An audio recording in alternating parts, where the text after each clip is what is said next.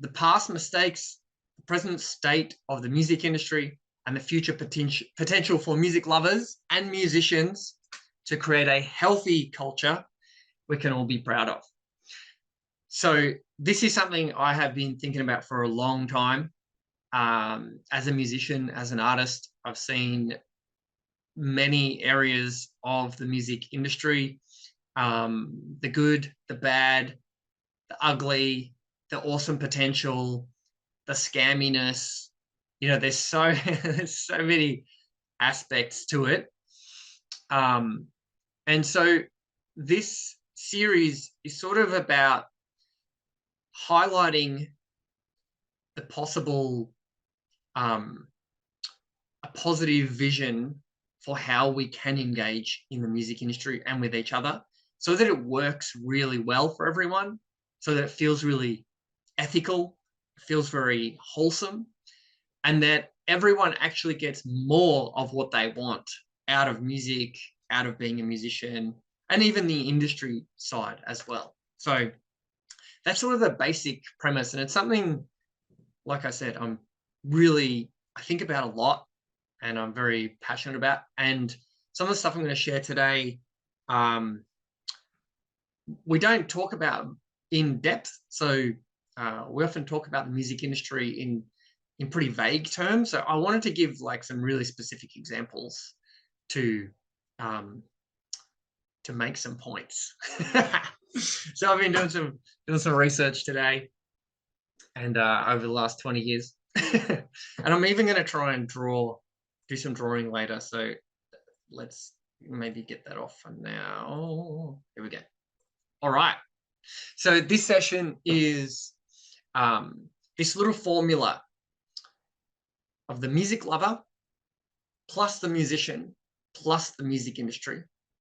And then what do you get? What is the sum total when you put those three things together? Because they're really the three things that make up the music industry.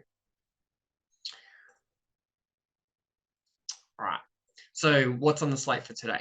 So we're going to talk about what is music, because music is a crazy thing. Why does it even exist? Why do we even do it? Like, you know, Sam, you're a musician. Why do we even make music? Why does anyone even do it? It's the craziest invention. That, you know, someone sings some words and it has some meaning to it, and then other people have an engagement with it and an experience. Like, it's such a wild thing. So that's interesting to talk about. We'll talk about the role of the artist, the role of the audience, and the role of the industry. The past mistakes and challenges of the recording industry, the current state of music with the digitization of music, the future vision for everyone to get more of what they want with less of the bad stuff. And then later, I hope you to unmute and have a bit of a discussion and clarify things. You can ask questions if I went over something too quickly or whatever you want. So if you want to write little things down as I go along, and happy to come back to stuff, because I probably will try and move through it pretty quick to keep it between 30 and 60 minutes. But yeah, so and then there's going to be some live music. Let's go check my guitars around, so I'll play some music as well. So I think, well, look, it's Maddie and Samantha.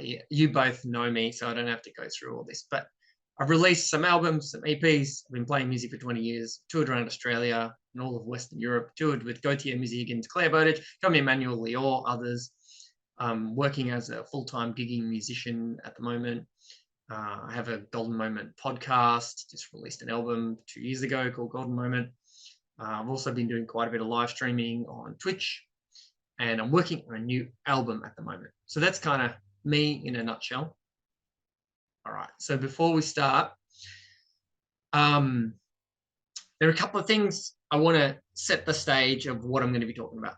So I'll be evaluating and pointing out certain problems with the state of things in the past and in the present and the potential future. Now, as I do this, there is a risk of sounding whingy. And this is like one of the things I detest the most, whinginess. It's not part of my character. So everything that I'm sharing really is coming from a place of looking at something really objectively as I can, and pointing out what I see as the detrimental aspects and then what I see as the positive aspects.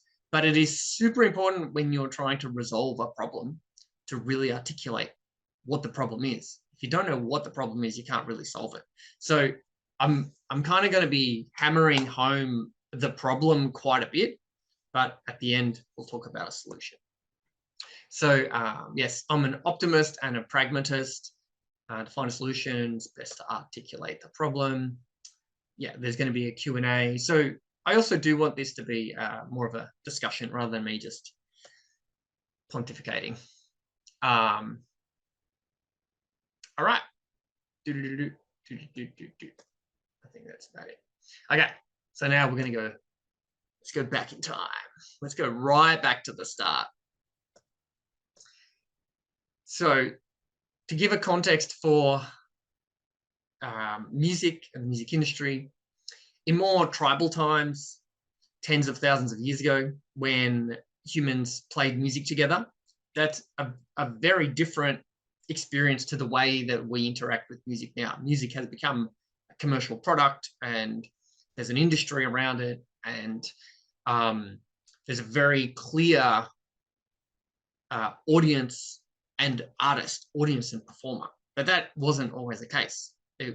In tribal times, everyone was involved in creating music and participating.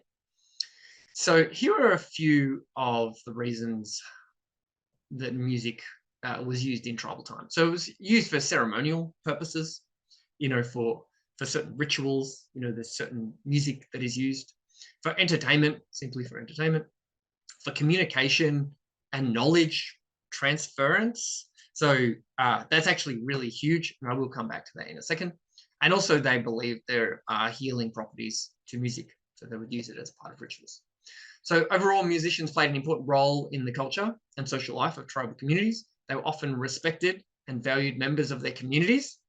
I don't know if that's the same in this day and age. And the music was an important part of the tribe's identity and heritage. So when I studied music, and I had to do an assignment, and I studied Australian Indigenous music. And one of the things that really struck me from doing a lot of reading around it was this idea that the wisest person of the tribe is the one who knows many songs. And that's because they had an oral tradition of passing down information. And one of the ways that they stored information really was in songs, and in song lines could tell the story of migration patterns and all this stuff. So if you knew a ton of songs, it meant that you knew how things were going to work and how how to best survive and all that stuff. So it had a lot of it was a very valuable role and very important. So music has been a part of the human culture since prehistoric times, 30,000 to 60,000 years ago. I believe it's sort of more developed in the role that it has now. Every known culture throughout human history has had music as a core element of its society. So it's clearly important and valuable to us. And it's fundamental to who we are. Like, one thing I often notice if I'm playing music or busking or whatever, kids can't help but stop and be engaged in music. It's just such a natural part of our interest as humans. So that's kind of where things started, that role. And then if we speed through the timeline a little bit, music went through a lot of different changes, from medieval music, Renaissance, Baroque, classical, romantic. And these were pre-recorded history, like music recording history. And the engagement between audience and performer was still in a very similar stage, where it was a communal thing, but it was starting to become a slight separation, and artists would would generally get money from wealthy patrons or from the community to do what they needed to do. And then this happened.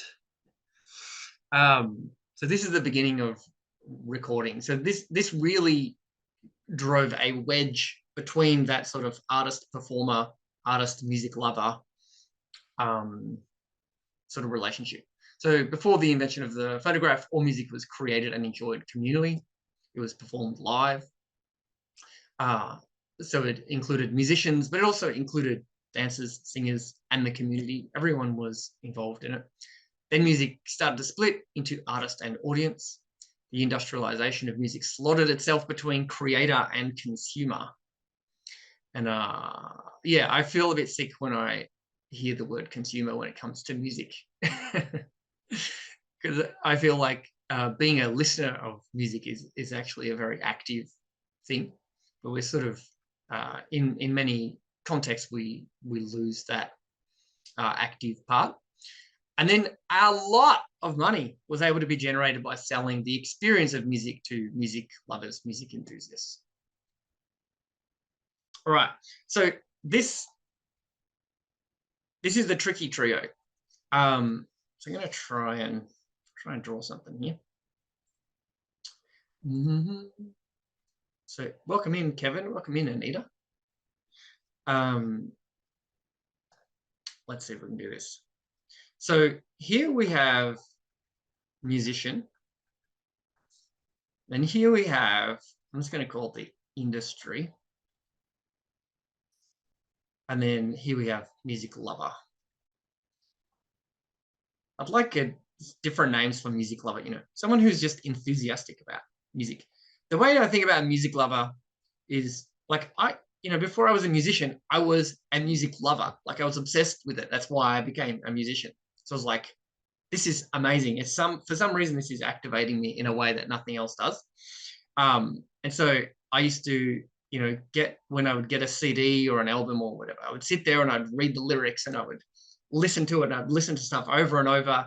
So it was like I'd found there was some treasure in there to be found. So, so these are sort of the three players in this thing. And without the musician, there's clearly no industry, and there's nothing for the music lover to enjoy.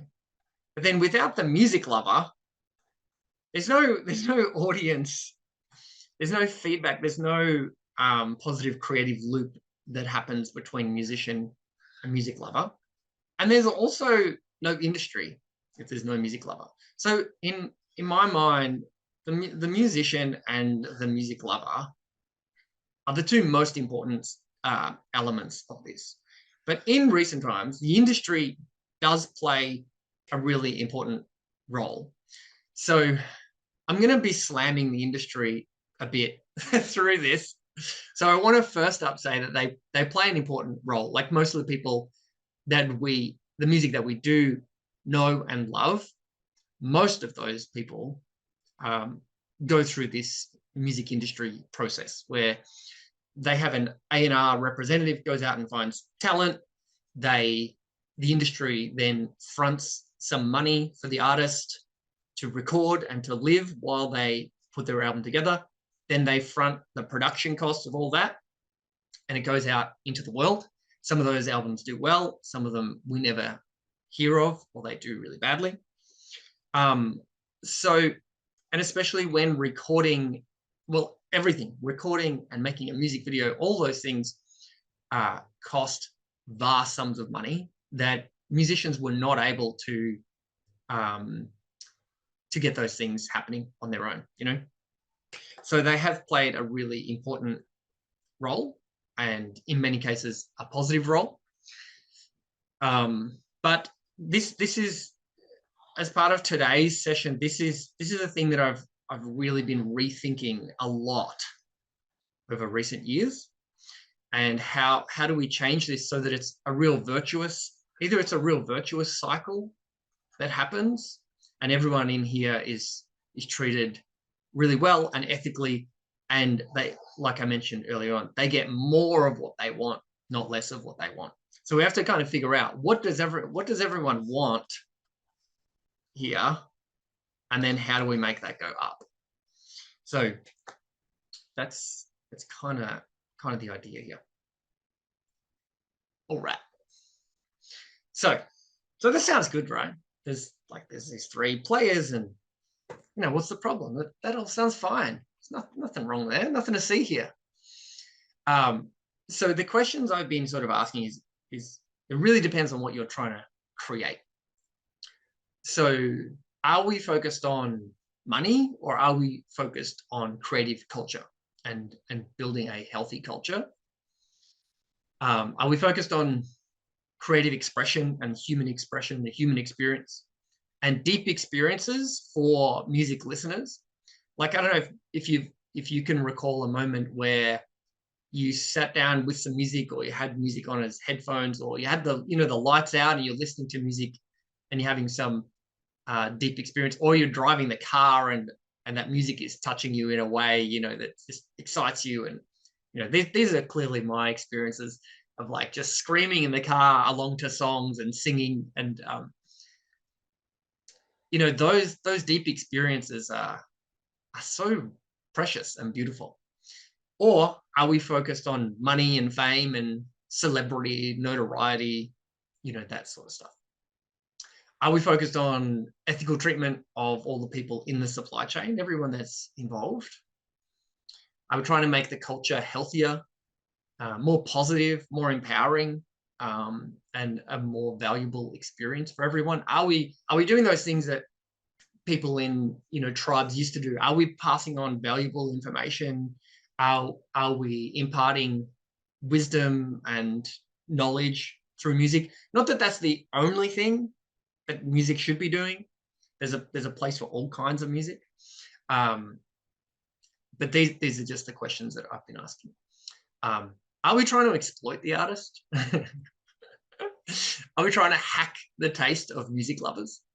So this is often, the goal of songwriters and labels and marketing, all that sort of stuff. So are they the things that we want to be doing? All right, so there's this cool guy, right? So I'm going to give you some cases of industry exploitation of musicians.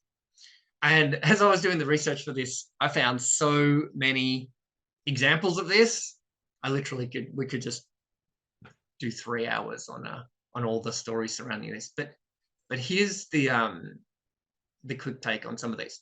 So it actually started before recorded music in the publishing industry of printed music. That publishers really were the first part of the music industry, where they would sell printed sheet music.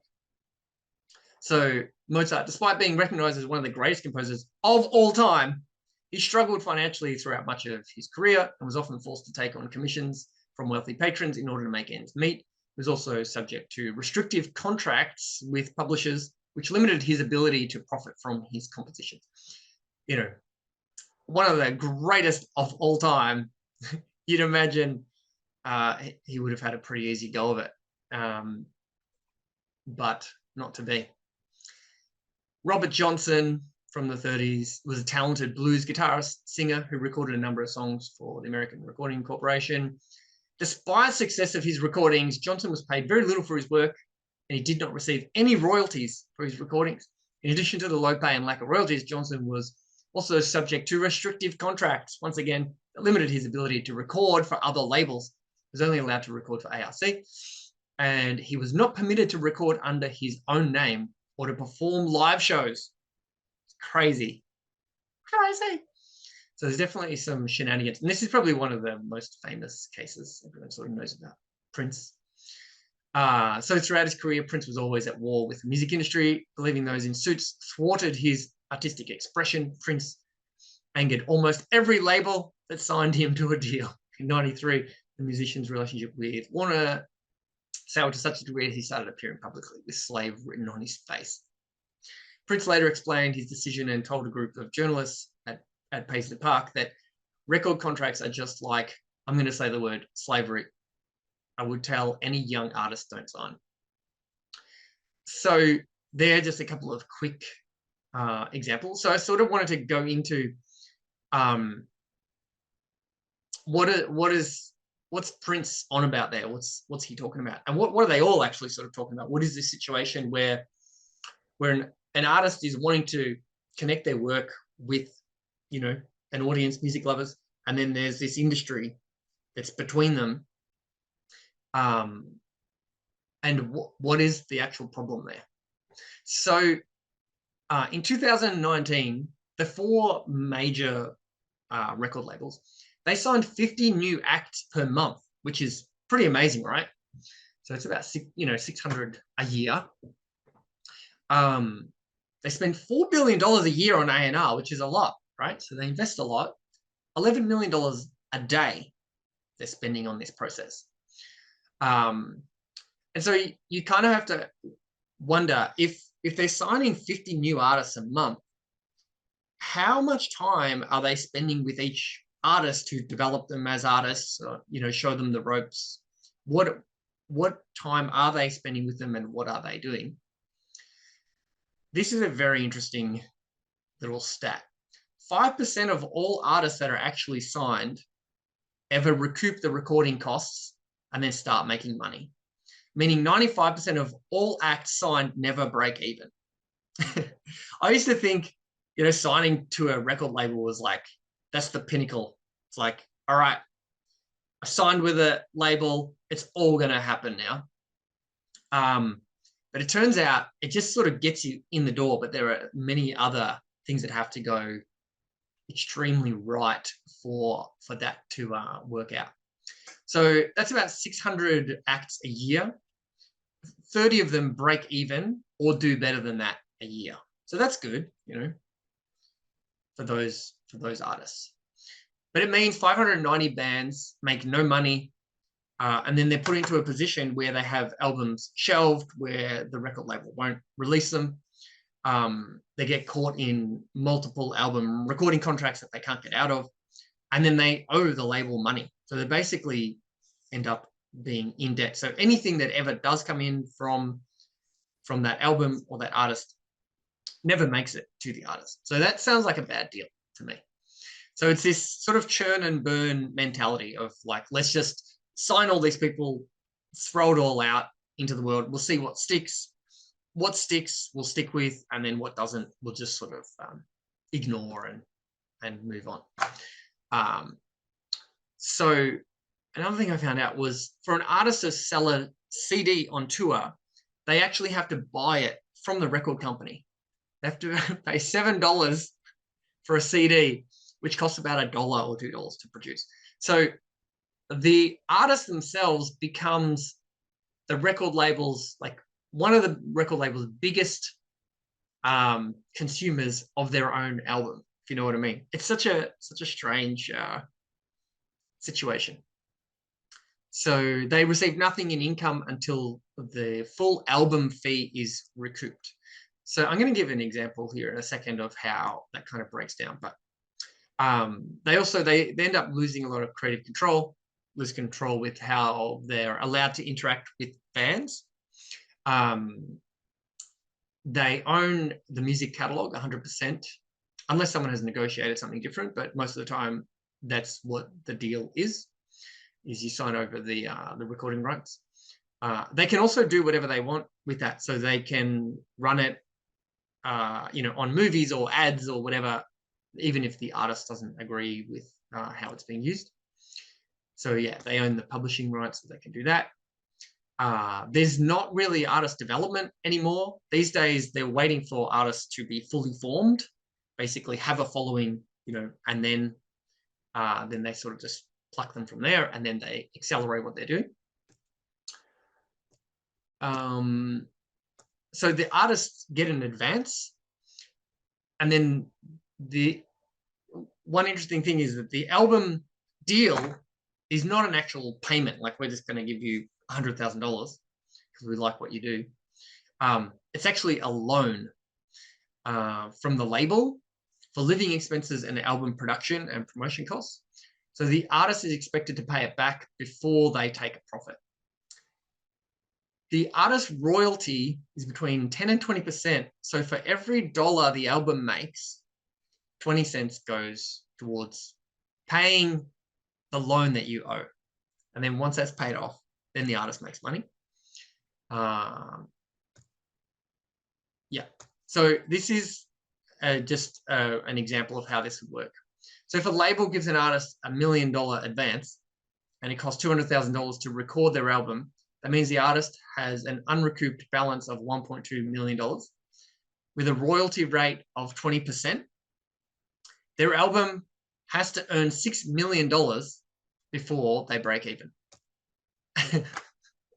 So that would be the equivalent of 1.2 billion streams to break even. Actually, it must be even more than that, which is very, very rare. So some artists that have that, that kind of reach or popularity are Drake and Taylor Swift and Ed Sheeran. There's probably like a handful, but most of the time that doesn't happen. So, and there's also a 360-degree deal that these started about 10 or 15 years ago. So when music started to go digital, record labels were not able to make as much money off their artists. So they started to create deals where the record label would start to take a percentage of the touring money that artists made, merch sales, and any other revenue streams. So it actually just got worse for artists. All right. And then, but that's all in the past, right? Then we got digital streaming. And it was just awesome. It was just awesome for everyone. Musicians they just had the best time ever. And it became a fair system where everyone had access, and it was just awesome. So, it was a whole new world. It was totally different. Everyone's free to make music and distribute it globally to make income. All the gatekeepers are gone. So the most interesting music would rise to the top. And, Spotify, they'll recommend new music that you've never heard of. It was like the best thing ever. So now we're coming to the present time about how the music industry works. So the way it works, if you don't know how it works, is when an artist uploads a song, they pay an aggregator, and that aggregator essentially distributes that music to all the different platforms. So Spotify, Apple Music, Amazon Music, Deezer, all the ones, YouTube. And they have a relationship with those platforms, and they aggregate and get your music onto those platforms. So you pay a fee to that aggregator, and that can be like a yearly fee. So it's like $30 to $50, and then to maintain it, you just pay that every year, which is it's not too bad, really. And then when music is streamed, the platform keeps about 30% of the revenue from streaming. 15% goes to the music publisher. In Australia, that's APRA. And the label often will get 55% of that income. And then the label then pays a percentage of this to the artist after they pay back that initial investment in them, that loan. So Spotify is full of great independent artists, right? That's what I thought. It turns out the world's biggest 4 music labels are responsible for 87% of all the content available on Spotify. So, that's 9 out of 10 songs on Spotify are the major labels, their current artists, but also their entire massive back catalogs, which is great for audiences to have access to all that music. But it's a very different playing field to what I thought it was, and I think what a lot of people hoped Spotify and digital streaming would be. So the top 100 songs on Spotify are all from major label artists. So in the early days of digital streaming, there was sort of this window of opportunity for lots of independent artists to get their music out into the world. And I remember when iTunes, in the very early days, if you remember when you had iTunes and you would open it on your computer, and there'd be like a few featured artists at the top, and you could kind of go through this little spindle thing, and you could find stuff. I remember that being quite interesting for about 6 months or a year, and then it all just became again sort of dominated by this sort of narrow type of music, of pop music. You know, I remember it as being kind of Adele and all these other things. Not to say any of this music is bad as well. And at the start of this, I did say I'm not going to be whingy. So I'm not whinging. I'm sort of just stating what I noticed. So we have to ask, okay, so the major labels, they've got all the music on Spotify. Only part of it is independent musicians, but we have to ask, how's Spotify doing? Are they doing okay? Because we have to make sure Spotify is doing okay. So last year they generated $11 billion in revenue. So that's about 18 billion Australian dollars, which is a huge amount of money. And they had a 21% increase of subscribers and income over the last year. That's great. Spotify is doing awesome. The founder, CEO Daniel Ek, his net worth in 2021 was $4.6 billion. That's great. He's making a bit of cash there, and he's very suave. He's quite cool. And Martin, the co-founder, his net worth is $6 billion. I don't know why he has more than Daniel, but he's obviously done some cool stuff. So I'm happy to say Daniel and Martin doing great. They're doing fine. So we don't have to worry about them. So with all that cashola,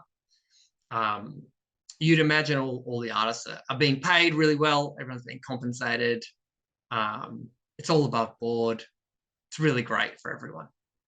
So these are the increases for Spotify over the last couple. Oh, this is actually just the last year, but a huge increase in monthly active users.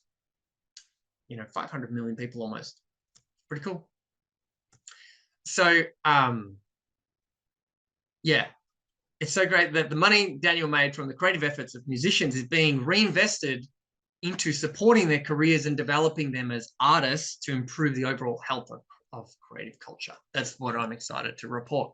Oh, hang on. Is that what's happening? Oh, okay. Daniel Ek will invest $1 billion in European moonshots. So he's decided to take all that money and invest it in the tech industry because there's not enough money in tech at the moment. So he's got to prop them up a little bit. Oh, hang on. He announced a $100 million investment into artificial intelligence defense technology. And there was a bit of a backlash about all this online. I don't know if that really means much, but people were like, you're making tons of money from this creative effort, and then it's sort of being poured into all those different weird things. So here we go. X investments followed up to his 2020 pledge to commit $1 billion of his personal fortune, presumably largely built on Spotify, to deep tech projects over the next decade, including forays in machine learning, biotechnology, material science, and energy. So that's good. That's good. So he's looking after the supply chain, looking after everyone. So, but that might not be great. But here's some good news. Artists on the platform are doing great. So, so how much does Spotify pay as an artist per stream? This was I was really curious about this when I was about to release my last album. So I did some research and I was like, this is interesting. So the estimates do vary, but it's basically 0.006 cents to 0.0084 cents. This is US dollars. There are 8 million artists on Spotify. 80% of them have less than 50 monthly listeners, which is not great. 93% have less than 1,000 monthly listeners. So about 7% of the artists on Spotify have more than 1,000 monthly listeners. So that's not a lot. 80% of the songs have less than 5,000 plays. So 5,000 plays adds up to be about $15. So that doesn't even really cover the distribution for the year. So if an artist does get 10,000 streams, that seems to me, that kind of seems like a decent amount, especially for an independent artist. That would be a decent amount of streams. That adds up to be about $30. So that might cover the yearly fee. And if you have a runaway hit and you get 1 million streams, you make about $3,000, which to me seems like if you have 1 million streams, you should be doing a bit better than that. So again, it's worth reiterating that nearly 90% of the music on Spotify is from major label artists. It's not really a great platform for independent artists who work in a niche type of music. So if someone is a pop artist and they're on a major label and they somehow have one of those records that does well, they're in that top 5%, then Spotify is really great. So yeah, this did not work out to be the independent music boom that we could have hoped for. So that's all in the past, right? All right, I'm going to go through this next part faster. So we thought it was going to be a whole new world, but it's a very different world. We thought it was going to be totally different, but it's totally similar. Everyone is free to make music and distribute it globally for no return, which is similar to how it used to be. They'll recommend new artists, so Spotify will, from other major labels that you've never heard of, but they won't really share a lot of new music or undiscovered music. And rather than getting rid of all the gatekeepers, we have new gatekeepers. So the major label music rises to the top still. So Insanity is doing the same thing over and over and expecting different results. And that's sort of what we've done, is we've sort of slipped from an old way of doing things to a new way of doing things, but very quickly it turned into the old way of doing things. So the music industry and Spotify is sort of like this wolf in sheep's clothing. It's like, yeah, this is a whole new thing. It's going to be great for everyone, but it hasn't turned out to be.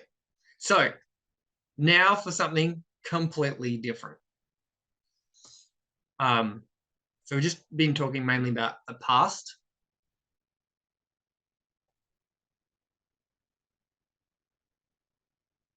So now we can talk about the future. All right. So that was maybe a bit upsetting, learning all that stuff. Like I was getting a bit upset learning all this stuff the last couple of days, and I was sharing it with Lauren, and she was like, "Can you stop telling me this stuff? It's really depressing." I was like, I know, but it's so important to have a look at these things so that we can fix them. So, but where there is challenge, there is opportunity. So there's the word crisis in Japanese has these two symbols, and one of them stands for danger and the other one stands for opportunity. So we are at this at this place where we can take the situation that we're in and focus our energy to creating the thing that we want, rather than sort of just continue to take on the thing that we have or that we've been given. So this is a bit of a future vision, and then in the next session I'm going to talk a lot more about this. So I know this session's been a lot of focusing on what the challenges are and what the problems have been. The next session is going to be a lot more hopeful about what we can expect to do in the future. So yeah, though there's doom and gloom, there's also vast potential to make art, music, culture vastly better than ever, especially when we know what the problems are.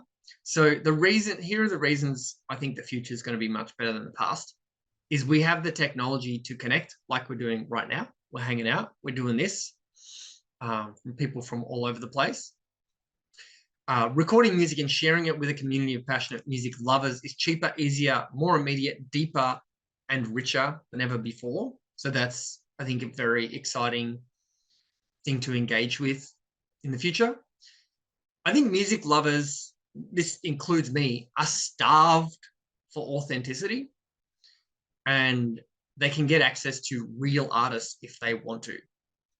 So I feel like I haven't really connected with that many great, inspiring, authentic artists who are genuinely pursuing, their creative expression for a long time. But the internet does make that possible for us. So another reason I think the future is going to be better than the past, musicians need true music lovers, and they have the ability to connect without the middlemen, the industry, the exploiters, or too many others feeding off the creative output of the artist. So we were talking about that triangle before. There's so many more opportunities to remove what the industry is doing and just bring the artist and the music lover closer together with no messing around in the middle. Yeah, musicians and music lovers can work directly together. We can promote more niche, meaningful, authentic, genuine, cultural, improving music, rather than stuff that's either really negative or destructive or disrespectful, or doesn't really give people very much to enjoy. And like I said earlier on, with what the role of the musician used to be in culture is really sort of sharing information and sharing what they discover with an audience. So another exciting thing is there are many new models popping up of directly supporting artists, subscribing, crowdfunding, like Possible and Kickstarter and those sorts of things. And artists get a deeper, enriching musical experience, yeah, for fans of music and for culture. And there are a million other reasons, which I will talk more about in the next session. How are we going for time? We're doing pretty good. All right, so that's the future vision. So now I'd like to open it up to anyone who has a question or wants me to clarify anything. If you have a comment, if you have any pushback and you think I'm missing something or whatever, I'm open to hearing about that as well. So I'd love, or you can do it in the chat as well. You can just, so I've got some questions for you. So what's frustrated you about the music industry in the past or the present? What kind of connection would you love to see or have with your favorite musicians? What stood out, surprised you, got you thinking in today's session? Was there anything that you learned that you thought, oh, I didn't know that, I didn't realize that? Or I'd love to get some feedback on anything that was new for you, or if you got a new perspective or anything like that. If you have any questions, or you like me to go deeper on anything, comment in the chat, and I'll get to you very soon. So I think that's it. Now, how do I? Here we go. I'm going to stop the share. There we go.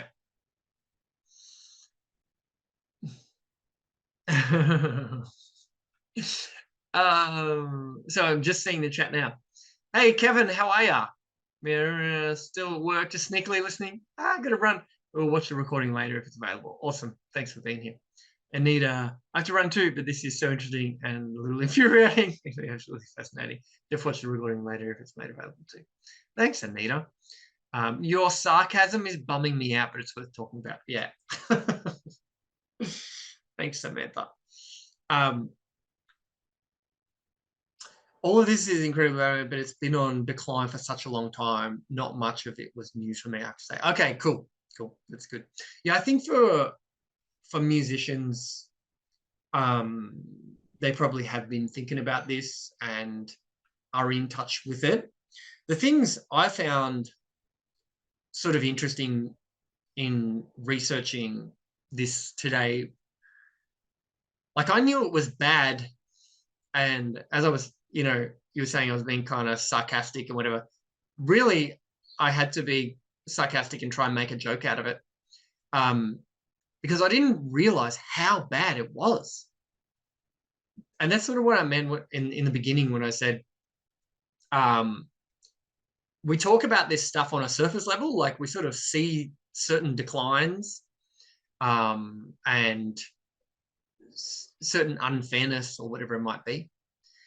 But I really didn't know things like, out of all the artists that are signed, 95% of them never break even, which is crazy because they're meant to be some of the best ever, some of the best in the world, and their albums don't get released. And it's such a heartbreaking story. Same with streaming, that even if you have 1 million streams of a song, you only make a few $1,000s. So to create a song, to record it, to promote it, even if a label is doing it, like I remember paying, I think it was $5,000 for a publicist to promote my album. And, the publicist wasn't able to generate 1 million streams for the album, which would help to pay for the publicist, let alone the thousands of dollars for to actually make the recording. What else surprised me? Yeah, just how much money the founders of Spotify are making. And this was another thing I wanted to say. I actually have no problem with people making money. I don't have problems with the industry and people making lots of money. That's totally okay. The thing that I have a problem with is that it's all off the back of the artist, and the musician. So the industry wouldn't exist without the musician. And everyone else gets paid really, really well. Like even the publicist gets paid, the sound engineer gets paid, the ticketing company gets paid, all the platforms get paid, even on Twitch gets paid. Everyone has this might sound a little bit exaggerated, but everyone has their snout in the trough, and the artist is way down the line, and if they're lucky they get something, but no one else would make any money without the artist. It's such a strange system. It's such a strange system. So yeah, that just sort of was, I noticed that more and more. That was really informative. Learned a lot. Need to team up with Sean Kirk as he's driving the independent stuff too. Okay, cool. Can you send me a message? Where is he on Twitch, Matt, or is he a local Melbourne artist? I know his name. It's way worse than anyone outside the industry, musicians, etc. seem to understand. Yeah, exactly, Sam. Everyone gets paid for the artist. I know. Isn't it crazy? I can't even think of a really good analogy where where that happens, you know. It's like the thing that makes it all possible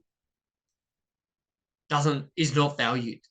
Is not valued in the same way. It's so strange. It's so strange.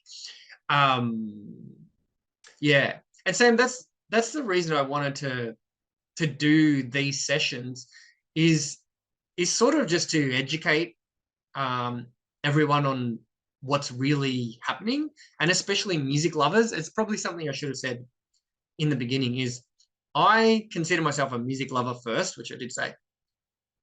But when I'm talking about music industry stuff, it can sound like I'm just talking to musicians, like only musicians should care about this. But something I didn't really talk about was what are the downsides to music lovers? And I probably should have included a lot more. Maybe I'll do that in the next one to sort of make up for it. So someone the other day said to me, I've stopped listening to Spotify because they just keep recommending me all this stuff. That's all sort of same. And I've stopped listening to Spotify and I'm just going back to listening to albums because there is a very different experience to listening to a body of work. And I know people say albums are dead or whatever, but they're not dead for everyone. They're not dead for me. I love albums. I don't listen to any playlists. I don't like playlists. They make no sense to me. I think playlists are okay if you want to consume music as a background thing. But that's why in these I really want to talk to music lovers, people who really care about music and they care about the experience of listening to music and they care about the experience of what music has given them in their life. Like another thing that I came across today was people saying, you know, music saved me. And there were all these amazing images of people at live concerts just with a sign that said music saved me. And as I'm talking about now, I'm actually getting like a bit emotional about it. And I've heard people in the past say to me that if Nirvana didn't exist, I would have committed suicide. Like stuff like that is so powerful and crazy. Like basically music is in that case was the best antidepressant that you could ever get. You know, music saves people's lives. It brings in so much amazing, beautiful value into our lives for people who appreciate it. It's not for everyone. Pop music has its role, but it's kind of like I think of pop music like junk food. Like it's okay now and again. You're going to be all right if you have it now and again. But if the entire culture is just junk food for your brain and your heart and your soul, then we miss out on something that's really precious about the human experience. And that's one thing that I sort of want to express through all this stuff, that the music is valuable and we have to find a new way of all of us engaging with it. Hey, NN, good to see you. Downside for music lovers being that loss of connection. Yeah, exactly. Yeah, like those communal acts of getting together. Like I've been out playing live music again lately, and it's so nice to connect with people and people sing along, and it really binds them together as well when people sing. Like I did a gig the other night, and these guys, it was like 12 dudes, and they all just got together. They put their arms around each other, and they were just all singing together. It was a really special, beautiful moment, which I don't think would have happened if someone just put on a Spotify playlist. It might have, but I don't think so. Yeah, it's also same. Yeah, there's nothing new or interesting. People might disagree with that. You know, maybe people have found out about new cool music through playlists, but I haven't. I love albums, and I'm writing an album because I love albums. Yes, I'm tired of this. Release heaps of singles really fast so you keep people interested. Yes, Sam, high fives, 100%. I'm with you.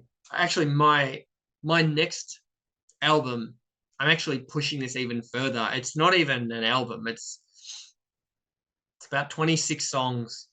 I was saying in the backstage pass thing, on the last one.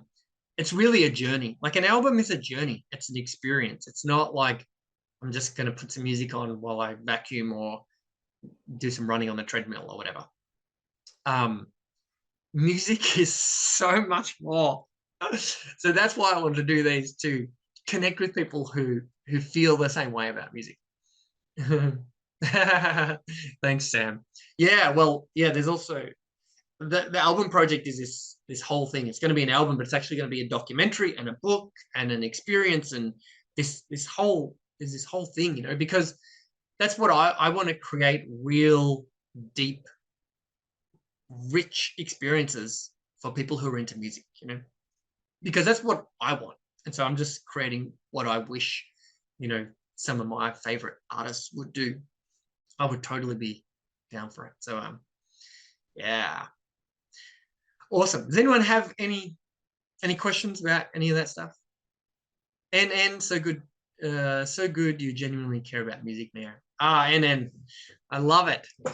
And you know, through creative mindset stuff, how passionate I am about just music and art and creativity and artists doing the thing that they want to do in the world, and, you know, connecting with an audience and maintaining authenticity and being genuine and being unique and trusting that and following that. That's 100% golden.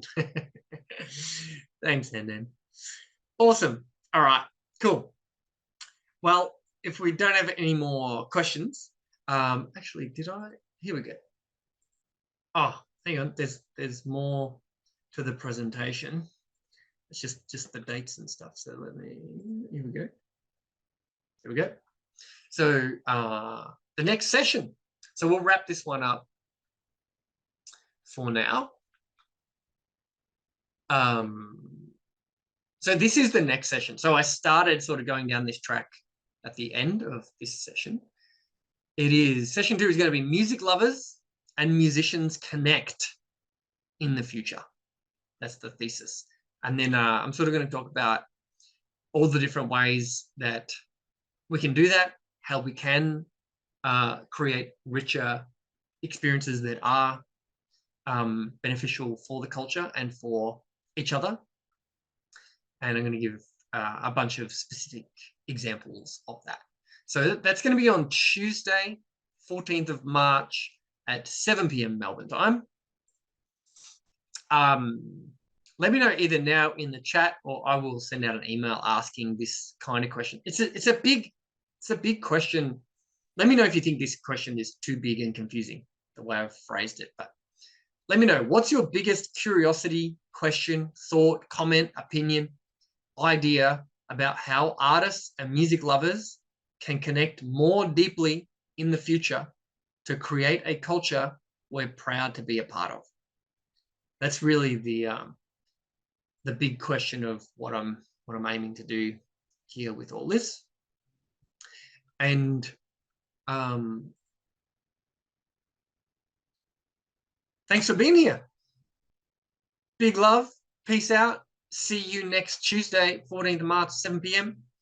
We'll continue the journey. Thanks for being part of it. Thanks for engaging in the chat. Thanks for showing up. Really appreciate it.